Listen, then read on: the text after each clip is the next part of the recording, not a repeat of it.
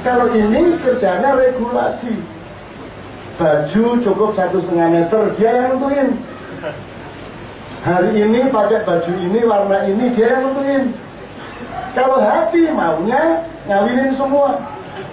Ayu ya dikawini, adik ya dikawini, enggak apa sesuai. Kalau hati, hati ini di sini Allah bertempat tinggal, tidak disahwat. Tapi hati ini dibukakan pintu ke syahwat, tapi juga dibukakan pintu ke akal. Jadi sekarang tentukan siapa presidennya, ini apa ini apa ini. Kalau pemimpin politiknya adalah ini, kau gede pisan.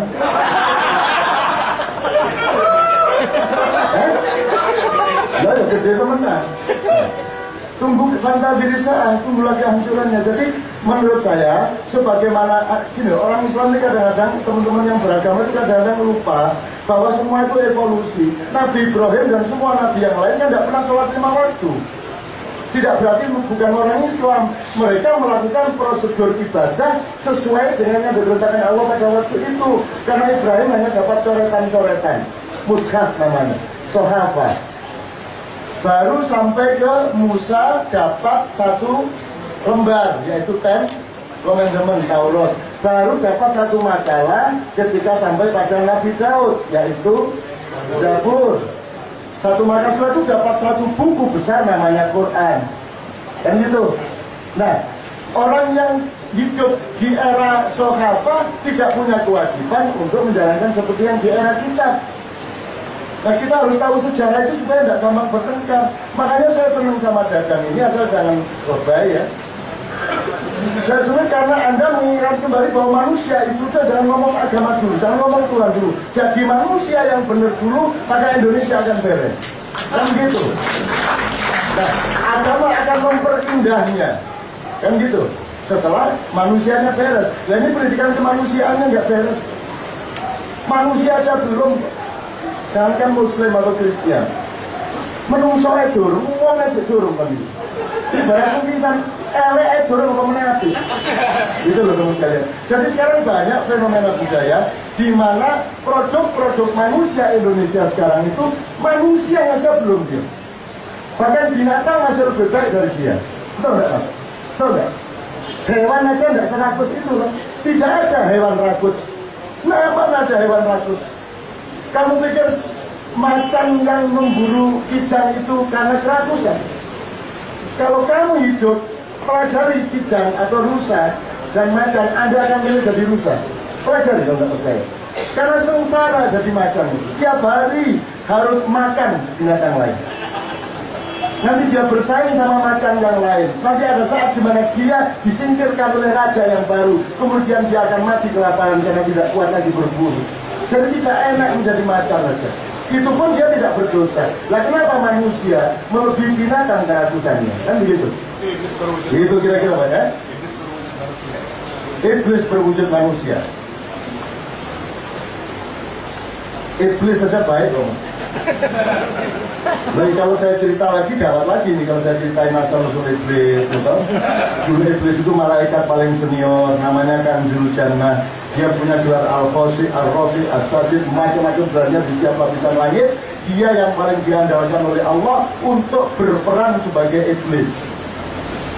Karena kalau Jibril, Mikael tidak kuat hatinya menjadi, karena dia harus mau dikutuk sepanjang kehidupan sebagai makhluk yang paling buruk. Itu butuh mental yang sangat kuat. Dan si Kanzul Jannah ini kuat.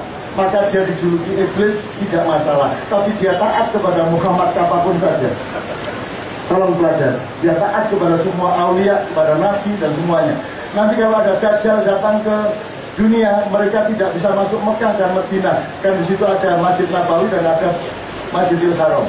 Sehingga semua yang didatangi Dajjal seluruh dunia akan harus taat sama Dajjal. Kalau tidak taat, langsung tanahnya kering, langsung airnya tidak ada, langsung hancur lebur. Tapi taat kepada Dajjal, dia akan menjadi subur luar biasa. Bagaimana cara menghindarkan Dajjal? Wong dia hanya tidak bisa masuk ke Mekah dan Madinah. Saya sudah bilang aja Rinyo, Dajjal, di sini kamu hancurkan saya kalau kamu bisa.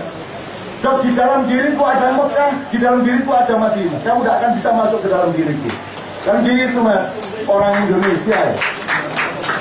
Banyak akal, Tuhan aja bingung sama, apalagi Indonesia Madura, wah kalah. Ya, gitu ya mas, terakhir saya kasihan aja. Jadi anda ini tolong sama Tuhan agak akrab lah. Seperti orang Madura. Ini untuk bonus ya. Jadi orang Madura cari nafkah di laut, cari ikan, sampai hampir maghrib nggak dapat. Terus dia gini sama Tuhan, katanya sampean Rohman Rohim, masa saya tidak dapat ikan sampai sore begini.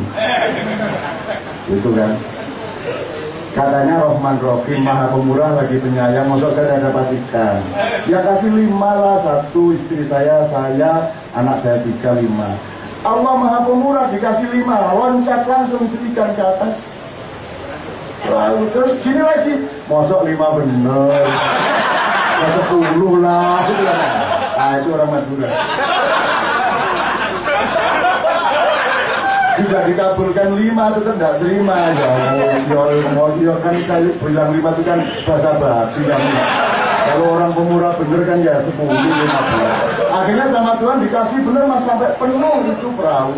Sehingga dia malu-malu sama Allah, dia seret perahunya ke pinggir pantai. Begitu dia bernafas lega di pantai, kok dilihatnya di sana ada rumah terbakar. Dan itu pas di kampung dia, loh itu kampung saya. Begitu dia bertanya-tanya, rumah siapa yang terbakar? Ada orang datang, Cak, itu rumah sampean yang terbakar. Nah berarti dia berpikir ini gara-gara saya ragus di laut tadi. Kan gitu kan? Maka Allah marah, rumahnya dibakar. Terus dia gini lagi sama Allah, ya Allah itu tadi kan masalah di laut, kenapa dibawa ke darat? Oke.